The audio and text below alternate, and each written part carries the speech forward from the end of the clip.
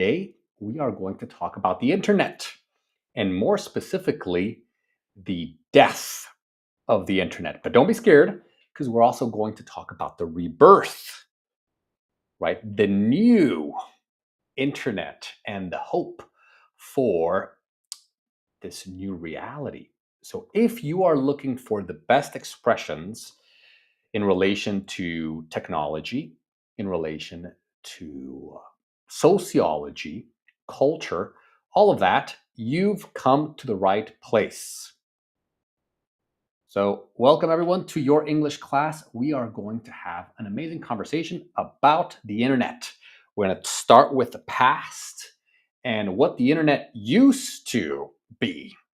All right, we're going to talk about the internet, about how when it started, it was, it was magical. It was new. All right. And now it seems to be changing, right? It seems to have gone through a radical transformation. And this is extremely interesting from a sociological standpoint, from a psychological standpoint, and from a business right, standpoint as well. So let's welcome everyone who is joining us. If you are in the chat, say hello. Feel free to communicate, and then we will get started. So, of course, this is part of my program. I'm on Spotify. I'm on Apple Podcasts. I really love podcasting. It is a way to share a thought process, right? To share how I think. And the real transformation when it comes to people who are looking to improve their English, their business English, their communication skills, is to consume long form content. And I really enjoy it. So, look me up. I'm all over the place. And if you want the best, the ticket to results, the ticket to success, then you got to join the WhatsApp community. It's free to join. In there, you get exclusive content. You get direct access to me. You have a community. We've got challenges. We've got a speaking club, Zoom lessons. It's amazing. I definitely recommend it. And that's where I also have several languages there. So in my WhatsApp communities, I teach English, I teach Spanish, I teach French, I teach everything. Right. So it is a great way for you to stay in touch and for you to get top level content. Hi, Maria. Welcome to class. Welcome to class, everyone. And are you ready for this amazing, amazing lesson? So let's begin. Right now, here, if you're talking about the past, you want to describe the internet. Do you say the internet was used to be? The internet used to be? The internet used be? Or the internet is used to be? All right. And then, so choose the correct option, A, B, C, or D. And then, if you wish, you can think and share, right? Complete the sentence. Think about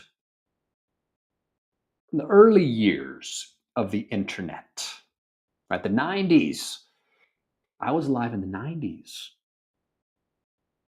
I was alive in the early 2000s. If you don't remember, then I can tell you that the internet was different back then. The internet was different. It was a different place. Now, of course, I know what you guys are thinking, right? It's like, oh, it was slow. You didn't have all the things that you have today. Now, that's true. In terms of the technology, we're much, much more advanced right now. But I'm taking a different look. I'm looking at the situation from a different lens. So, Here, the correct answer is B. The internet used to be. A lot of people say, "Oh, the internet used to be, organic. The internet used to be used to be exploratory." I remember that it was surfing the web. It was like a place where you discovered new things. It was organic, right? Even though it was, by definition, it's not organic. It just felt more organic than it does today. It used to be. I remember chatting with people, real people, right? Not bots. I remember reading blogs, right, with real people writing, not AI. Now, nothing wrong against AI. We're going to talk about AI later on, right? But and it's nuanced, right? So there is something wrong with AI, and we're going to talk about it, right? But we got to talk about the nuances, right? The thing is, in the spirit of the early internet was very different. And in order to understand that, we're going to talk about where it was and how it transitioned into the current iteration. An iteration is like a model or a different version, right? And so very, very interesting, right? It was a playground, right? It was raw, it was chaotic, it was a fascinating place, right? And it was really created by people. Even though it was digital, it was a machine. You had to sit at your computer. It was still created by people. There was always a person behind, right? It was authentic, right? It was almost like human powered. So it was on a machine, but it was still human. That's how I see it, right? It was messy. Yes, it was slow. Yes, but it was a place for ideas, right? It wasn't this. There was a different spirit, right? There was a lot of dialogue. There were chats, and people shared real ideas.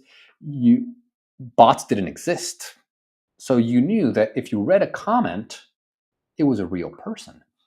Right now, a lot of computer scientists believe that most of the activity on the internet is inorganic. Believe it or not, I know you're a real person. I'm a real person. But when you look at activity, it's becoming more and more inorganic, right? And so that's very, very interesting, right? So let me know what your ideas are here. Matthew is here. Matthew, are you already in Malta, or where are you, Matthew?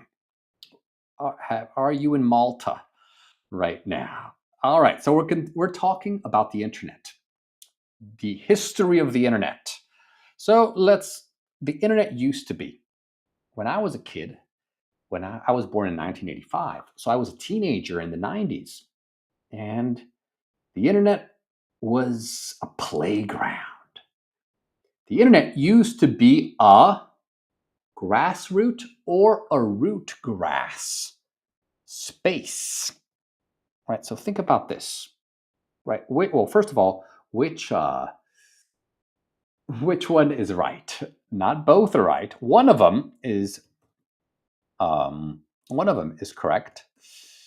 And which one is it? So this one means it's basic, right? It's the basic level, right? It is that it's where real people, right? The common person, not the big tech giants, mm, right? Not these AI monsters, right? But it was, it was the common person, Right? It was at the lowest level, on the ground. It was a grassroots space. Right? It was revolutionary, right? Because we were able to participate in this global dialogue. We were able to participate in the creation of a new space. It had never existed before. We had TV, okay, that's digital, okay. But we had phones, of course, so we were able to communicate. So it wasn't completely new, but it was, computers, and then the internet was revolutionary, changed everything. And I was there for, I experienced that. I experienced the early days of the internet, right? They used to have these green screens. That's right, Maria, right? They used to have these. So it was grassroots. So look at this one. Okay, this is a desk, right? This was a post. Now, if you can't see this, don't worry. I will read it for you. Right? And it talks about what, this nostalgic idea that, the internet, it was a place, right? It wasn't something that extends to everywhere, that is always with you, that you can't escape from, right? It was a place. You went, you were at home, you connected to the internet, and then you could disconnect, right? When you logged off, when you left the spot, you left the internet. The internet was a place. So here, look at this idea. So this is sociology. Right? So we're talking about the way society is built. The biggest transformation was that the digital space and the physical space merged, and the two spaces have been merging for a while. So even now, right, you're completely connected, right? You've got your phone. Now it's not fully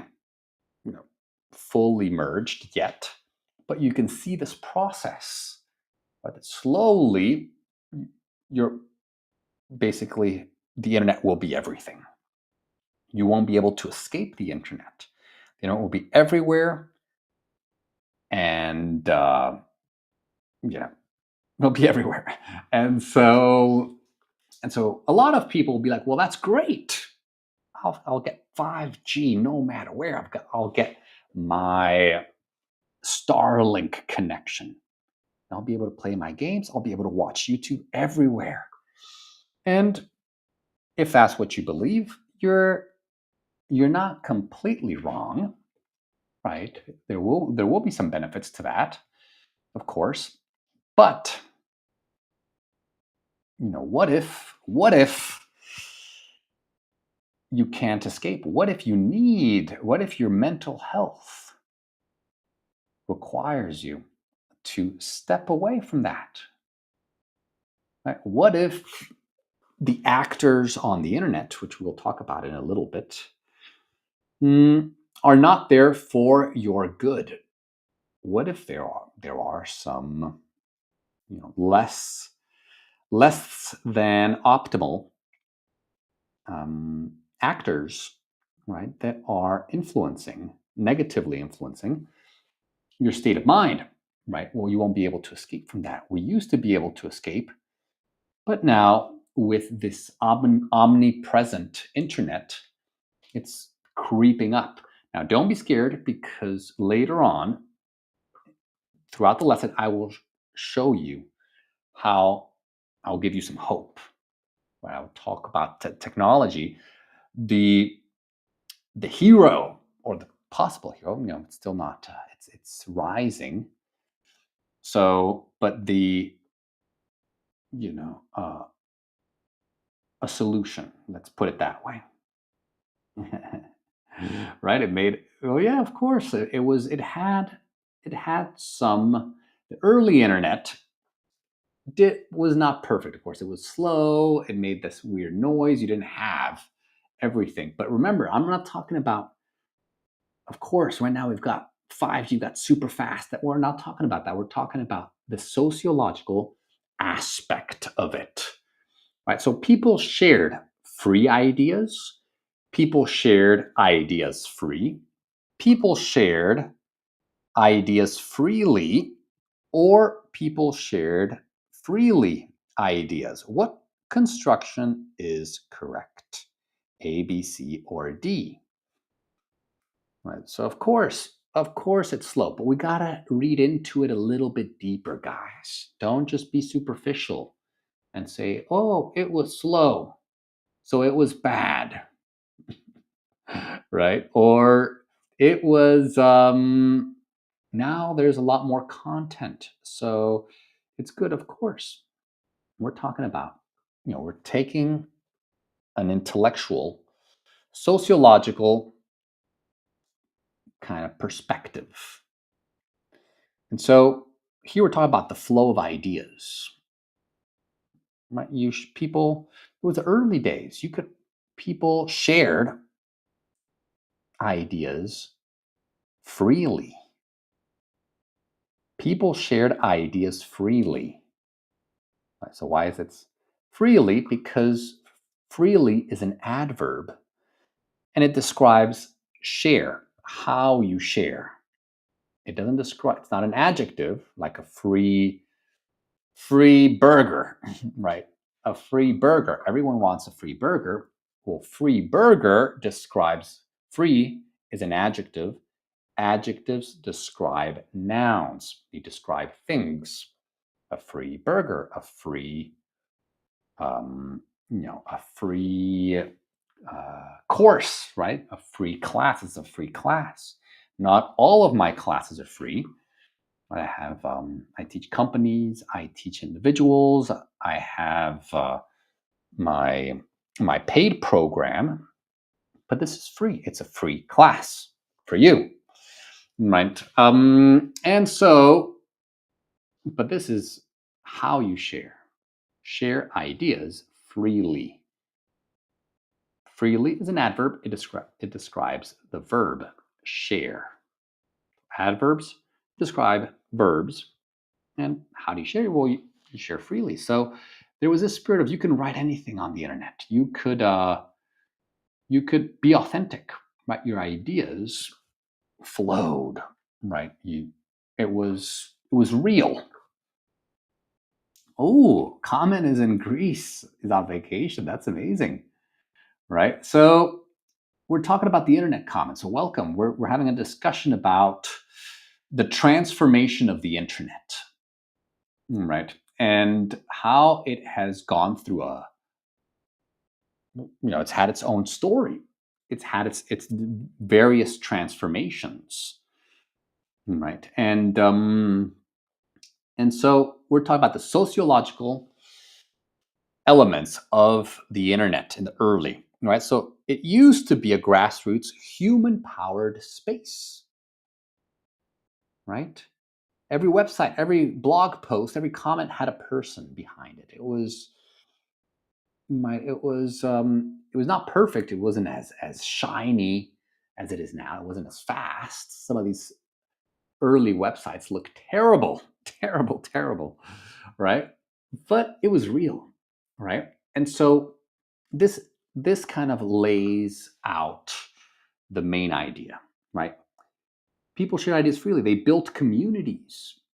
I remember going on AOL, America Online, and you would just go there and just chat with random people.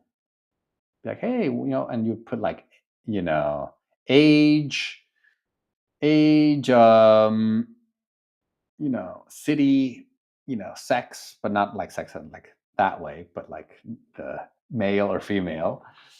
And then be like, oh, hey, I'm 14 and I'm in Texas. I'm male. And then somebody else like, oh, okay, female, California, you know 15, 16, whatever. And then you talked, and there was a person, and they weren't trying to sell you. It wasn't so salesy, it wasn't so scammy, right now. Everything is right now. I love the technology. It's fast. It's there's great stuff. Great stuff. I love my chat GPT. I love the videos and I love all of these functions, right? It's just, well, those are the pros, of course, but there's always another side to the story, right? It's a double-edged sword. And what are the drawbacks? Well, the drawbacks are that it's very salesy, it's scammy. We're going to keep talking about this, the rise of the machines. That's the next one, right? So yeah, the rise of the machine, the age of the algorithms. That one's coming up right now. That one's coming up right now. So what happened right now? Well, compare that to the one right now, right? Which is, you have your attention. And we're talking about the attention economy later on, which is one of these terms that are, it's a term that's being thrown around a lot. So what the internet wants to do right now, the main goal of the internet, right, is it to hijack your attention or to checkmate your attention? To choose the one that fits. Right. Hello, everyone who is on Instagram. Welcome, guys. Welcome, Nevena. Welcome, Motivation. Hawk Paola. Welcome, everyone. Welcome, everyone who is here. Linny is here. Maria's here. A lot of nice people are here. So what's going on with this picture? Well, you see the guy's on his phone, like everyone around the world. Everyone, billions and billions of people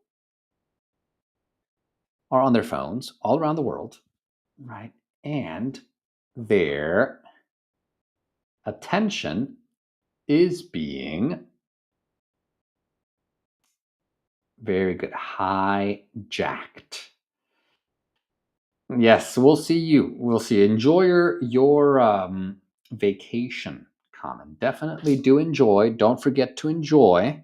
That's the most important thing right now. It's the end of summer. We got to enjoy. We got to enjoy. All right, fantastic, fantastic. Let's see who else is here. So, right, it is the attention economy, which is all about one thing. So hijack, typically it's used when, let's say, a plane is hijacked, right? It's some bad guys come and take it, they steal the plane, right? Right. So to hijack really means to steal, to seize, like a ship, a vehicle, right, an aircraft, right, or to take it to a different destination. That's important because this term that is key. Understanding the real meaning of this term. Okay, so so you want to do something. Your brain is going in one direction. What these algorithms are designed to do is to hijack it, to take it, to a different place. Right? To, let's say, you wake up, you're happy. You open up your phone, and all this negative news is or all these, sometimes not even negative news. Sometimes it's just people living perfect lives. Like you wake up and it's like, oh, I gotta go to work. And you open up your phone. Oh, I'm gonna see what people are doing. And everyone is sitting on the beach, drinking pina coladas, and you got to go to work. You see that? That hijacks your attention. Right now, is it nice? Yeah. Do I like to see my friends' pictures and my family's pictures? Of course I do. Right? But what but it does hijack your attention. Right? So this term is important. It is important. Now, algorithms, they keep us spooked, spoofed, or hooked. Right? So here, look at the picture. Right? They're like drugs. Look at these pills. These pills, right? These algorithms, the best mathematicians in the whole wide world, right, were using mathematics to get people addicted, to get people spooked. That's A. People to get people spoofed, or to get people hooked, like a hook. Which one is it? Well, the best mathematicians in the world right now are working for big tech. They're working for the algocracy. If you're wondering what is an algocracy, well, you know what a democracy is, right? Whether it's real or imagined. You know what a plutocracy is, right? You know what an autocracy is. Well, right now we are starting to at least envision the possibility of an algocracy rising, that is, rule by the algorithm. So it's not going to be rule of the people like a democracy, not rule by a select group of people, by the elite, which is a plutocracy. Right? That's the government by the wealthy. So the plutocracy. That's, even though in some place people like to think we live in a democracy, and some countries are more democratic than others. That's true. It's a spectrum. Democracy is a spectrum, right? So it's not absolute. It's like, right, sometimes, and it is sometimes a combination, right? But we live in a world where the reality is that, money talks, right? Money talks, and capital, right, and especially wealth speaks volumes, right? So we do have a sort of plutocracy in the world, whether you like it or not, right? That's just the reality. And so, but what will happen when the algorithms are in charge? When the government becomes the algorithm, right? Where the state, and I know what you're thinking. You're saying that will never happen. That's never going to happen. We're always, and I hope you're right. But still, smart people, can entertain uncomfortable ideas, right? And imagine that. Imagine being ruled by an algorithm. That would be the definition of an algocracy. All right. So now algorithms right now, they're not working many times. Sometimes they are, right? Sometimes they are working for us. Many times they are working against us. But of course, like many things, we got to think about the nuances. We need to understand that a lot of these things, they can work for us in some contexts. They can allow us to find information that interests us. They can provide data, right? They can connect us. They can give us the content we are looking for. But it's not 100% good and not 100% bad. They're also working against us, right? So why is that? Well, let's entertain this next idea, right? So when we talk about the hijacking of the internet, we're really talking about big tech, big tech, big money, right? Kind of, and this is I mean, you can. There was a documentary on Netflix not too long ago. There's been countless books talking about this, so it's not new, right? It's not a new idea, but this is the language that we'll need to talk about it. So over time, gradually, probably starting in the well, maybe in the late '90s, right? But it really has it really has become more visible in the last few years. But over time, big tech took over, hijacking our attention with hyper targeted content, right? And manipulative algorithms designed to keep us hooked, right? Now, I know what you're thinking. A lot of people, I talk to a lot of great people, awesome people every day. And they say, well, you know, they wanna they wanna make us happy, right?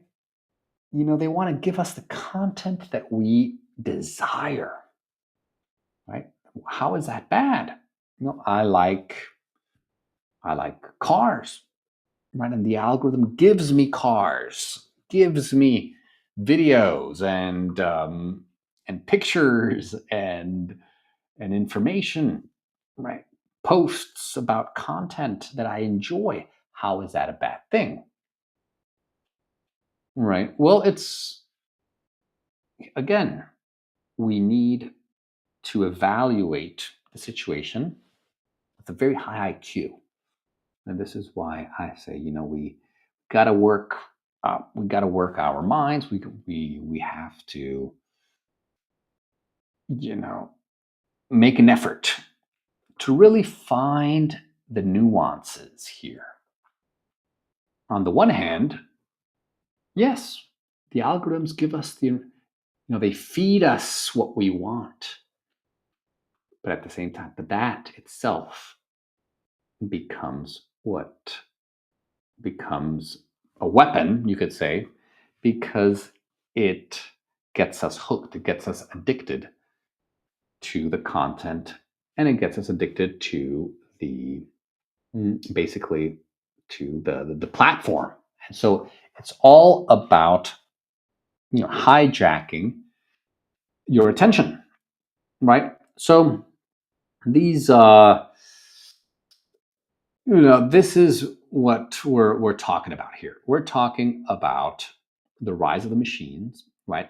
The screen is a portal, right? Instead of just connection, we were fed manipulation, right?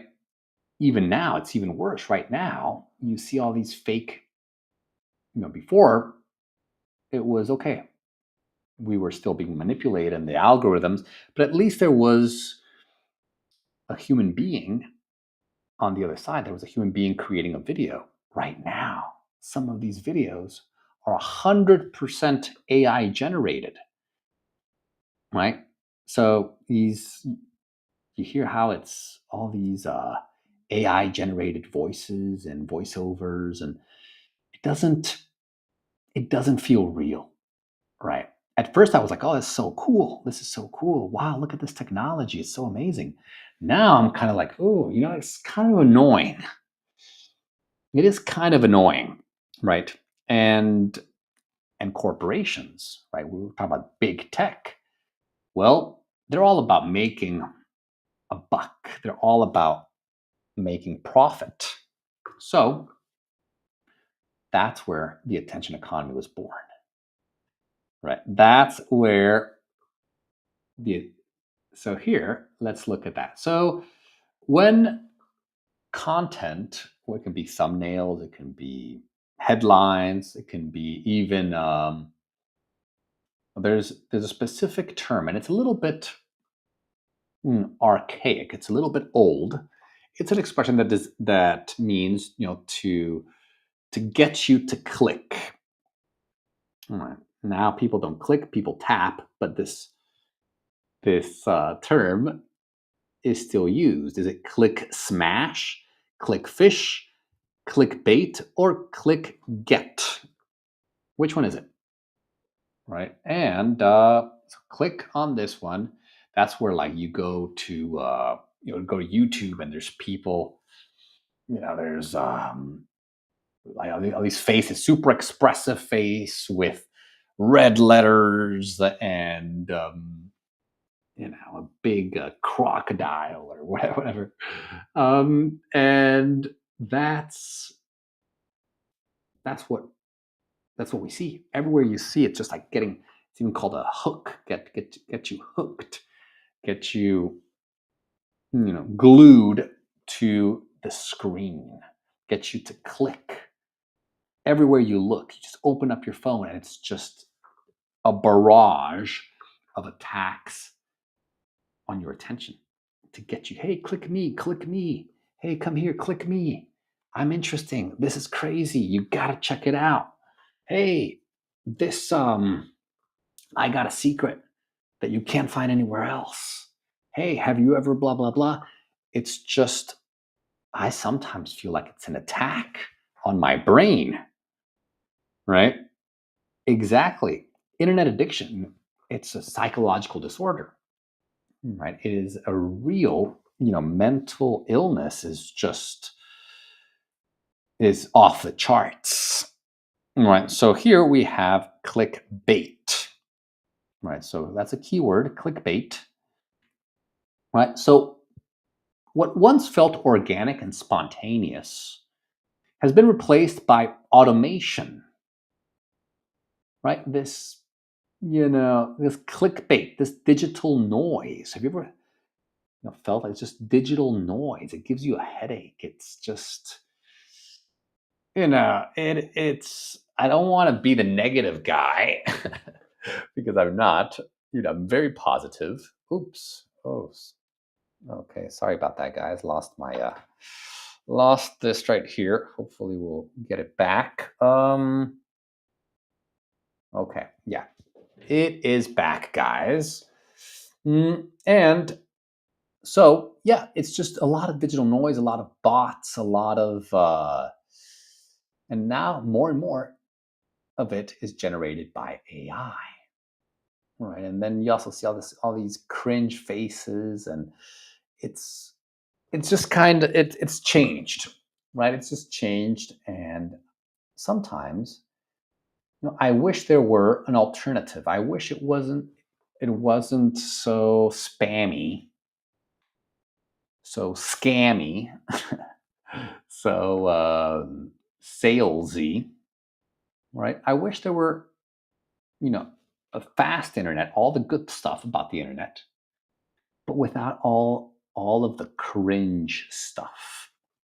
And that internet is coming, and we're going to talk about it in a little bit. So behind the scenes, corporations and political entities has been engineering, or have been engineering our behavior using persuasive design to exploit our fears, in the desires and insecurities. Right. So choose A, B, or C. Is it have engineering? Okay, so this is the grammar, right? The tenses. Has been engineering or have been engineering.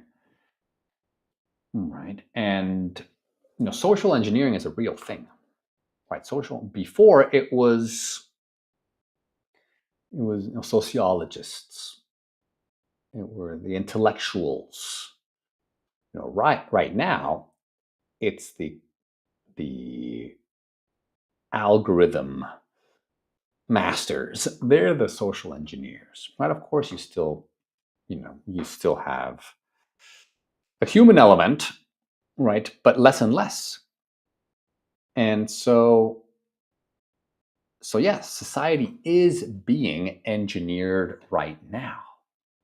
It's being engineered. Just remember a few years ago, right? We're not going to go back there because that wouldn't be a good thing. But society is being engineered right now, and the algorithms, the best minds of the world, the the PhDs in mathematics, are using their skills, their talents, their genius, right, to engineer, right, to create the world that they want to see, or the world that is being pushed by big tech, right? And so when we get to that point, right, we'll get to that point in a little bit.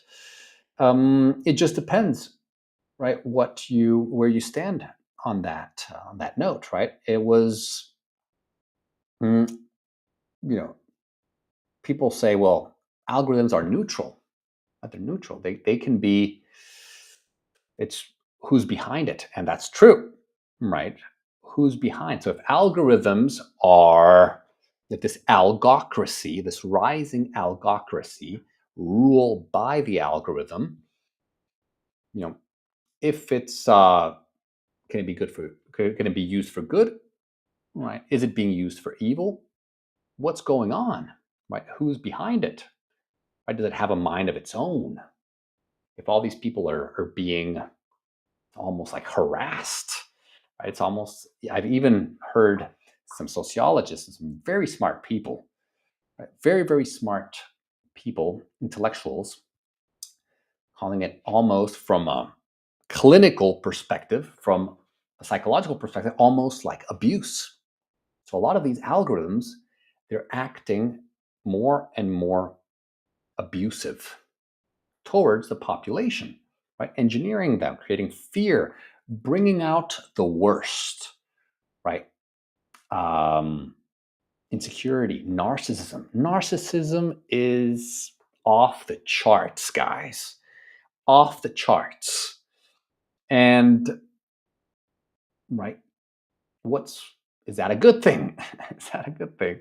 That's the question. Well, I don't think it's the best thing. Actually, I don't think it's good at all. So this is another one, right? Is it when, and this you see it a lot on X, on Twitter, right? Do you say outrage, uprage, overrage, or downrage? That just means when you're screaming at your screen, when you're so angry, you're passionately angry. And this is an addiction, believe it or not. Of course, it's an emotion, but emotions can be addictive too, right? Nobody talks about this, but this is a very addictive emotion. And a lot of people, especially on Twitter, right, that's just it's a cesspool of this emotion, this extreme emotion. So Maria, it is have been engineering, correct? Right. So algorithms have been engineering, right? Big entities, big entities, whether it's they're political, whether they're think tanks, whether they are, even states, right? All of this is the economics of manipulation, right? And so, right, well, what, even big corporations. Now, there could be some foul play, let's put it like that. Could be some foul play, but it's also just economics. It's the economics of manipulation, right? Because a calm, centered human mind, right? A person who is confident in themselves is not profitable, right? If I spend all day in nature, not spending any money, I never go to the doctor, I don't buy things, like that's not, for in this economy, that's not profitable. We want someone who is insecure, who is. Let me just respond this quick message here. Right here, real quick. Okay, good. It's on WhatsApp. And that's not profitable, right? If you're happy, you don't need to buy anything, right? I mean, that's just, of course, you always need to buy something, right? But if you're content, if you're grounded, you're less likely to seek validation, right? This is why the system is designed to keep people off balance, unsettled, and hungry, right? So algorithms are a little bit like parasites. Now the thing is, can we change the algorithms? Can we make algorithms into our friends? Because now it seems like they're our enemies, but can we turn them into our friends? That is a great question, right? Right now, they steal our time, right? They shape our behavior, right? Many times negatively, right? So this emotion right here, going back to this, it's outrage, right? It's outrage, and it is actually addictive, believe it or not. So if you want to look into it, there's this book, of course, it's called The Intent. There's a lot of books, and you can just go on YouTube and read into this, right? The attention economy. It explains everything, right? So let's continue here. In this cutthroat, it's very cutthroat, means very competitive. This cutthroat attention economy, even individual creators are incentivized to stir outrage, exaggerate, or lie outright just to stay relevant, right? So it's just attention. It's like do whatever it takes to stay relevant. Do whatever it takes to hijack people's attention. Lying, that's fine. That's fine. Stir outrage, right? The algorithm will reward you for that, right? Again, yeah, the algorithms, they're the new masters, the algocracy. They will say, hey, good job. You created outrage, negativity. You created, you hijacked your people's attention. You're going to get more views. You're going to get more money if you have monetized content. And so, this is what's happened. This is what's happened. Okay, so let's continue here. My battery is okay. So the algorithms aren't just neutral tools, right? They feed off of our worst impulses. They fuel polarization, divide and conquer, right? Consumerism and chronic discontent. All of this, as I previously mentioned, are connected to, right, the economics of manipulation, right?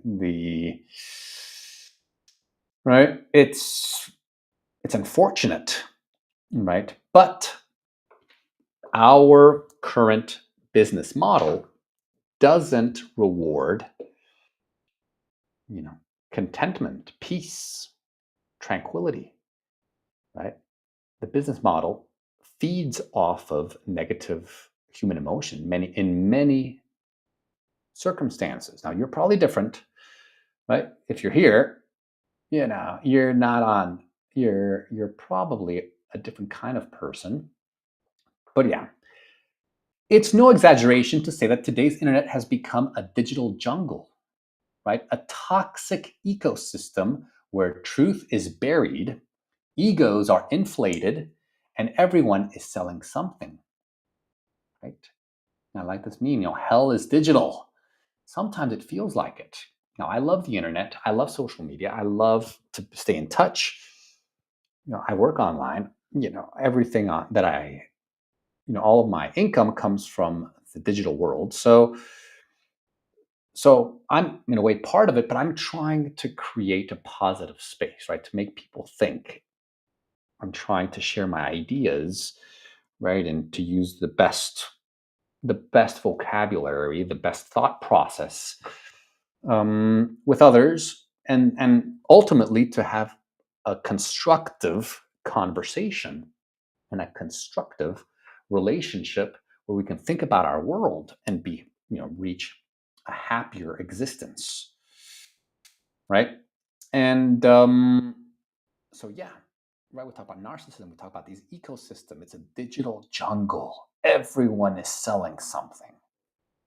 If this system is to survive, if the internet is to survive, it must either undergo a radical transformation, or better yet, collapse entirely and be rebuilt from the ground up.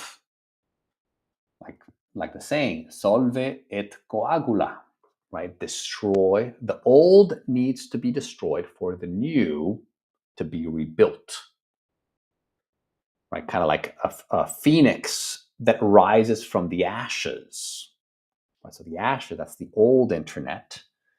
And it went through that transformation. It started organic. It was a human-powered internet. Then the rise of the machines, the evil algorithms came, big money, big tech, think tanks, social engineers, bad actors came into the internet world. We're not going to name them, but you know who they are, right? And then there's going to be another death and another rebirth. And just like the phoenix that rises from the ashes, right? So the next one here, what is a solution? Well, it is this rising idea of Web3. So what is Web3? It's just the third version of the internet. We talked about the first one, the grassroots internet. Web 2.0, which is big tech, the apps, social media, all that. And there's Web3, which will be built on top of it, right? So it is the third phase of the evolution of the internet, characterized by decentralization. Instead of everything being controlled by the Magnificent Seven, the big tech firms, it'll be owned by the community, right? Where algorithms will be our friends, not our enemies, where we will own a part of the internet, just like you own real estate. Well, you can own a part of the network. You can do that right now with cryptocurrencies. You can get some Ethereum and then you can stake it. It's proof of stake. So you can have a say in the network. You can own a part of the digital real estate, right? The same with all these other tokens. That's Web3. It's the third version of the internet where you will be able to own part of it. And there'll be no entity controlling the flow of information. It's not going to be centralized, it's going to be decentralized. So Web3 technologies, like decentralized networks and proof of humanity protocols, offer a glimpse of hope, a future where trust, transparency, and human connection are prioritized. So what's going to happen with all this AI? Well, sooner or later, we're going to need protocols, and these already exist. If you like blockchain, you understand that there are some tools at our disposal, some protocols called proof of humanity. So you have proof of work, which is like Bitcoin, for example.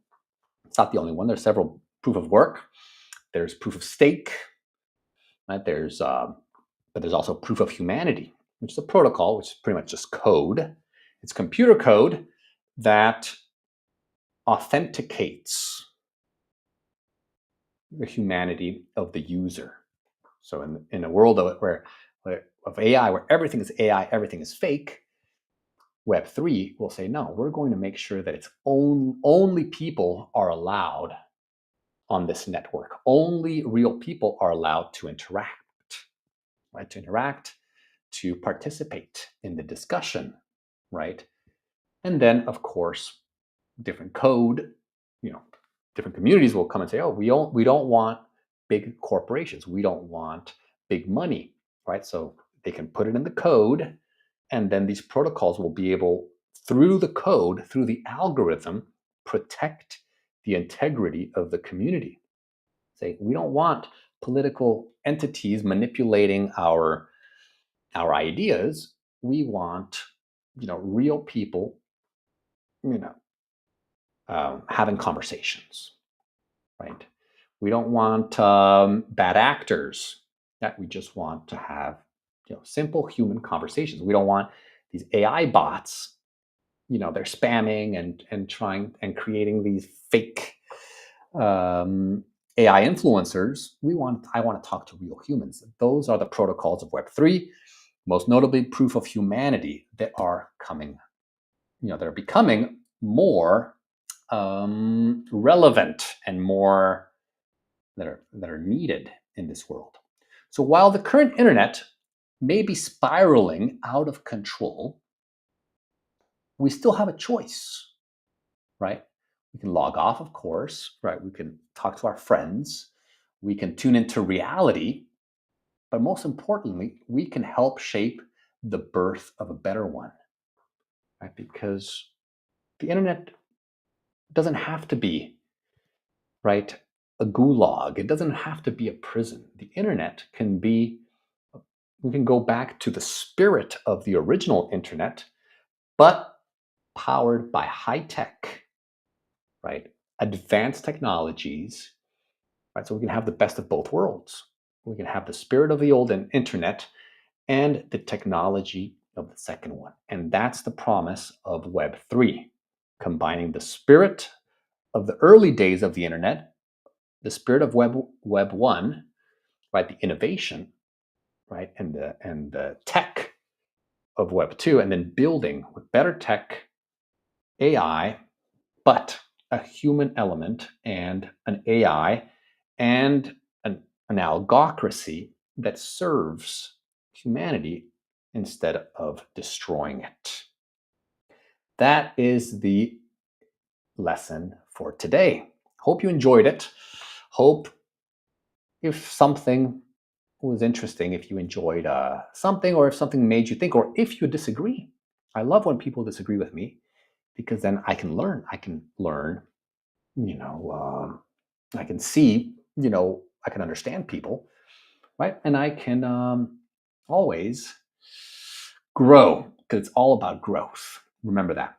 If you'd like to continue growing, whether it's learning languages, English, Spanish, or French, join my WhatsApp community where I teach all those languages. We've got hundreds of people there, exclusive content, weekly challenges, a community. We got speaking clubs, Zoom lessons, direct access to me. If you want to talk to me, if you want to get my best content, then join that community right here. I can teach you, I can coach you. You can jump on the Zoom calls and share your ideas. That's the hub right there if you want to connect. Okay? So let's see. Anybody here? Anybody here? Any nice comments here? Good, good. All right. All righty. Have a nice evening, Maria. Yes, right. We need to control AI. That's a good point. Right? If one man is capable of doing something, another man is capable of corrupting it. Ooh, that's a good philosophical point. All right, fantastic. So good job, everyone. Great lesson. Take care. Have a good day or a good night, depending on where you are. And as always,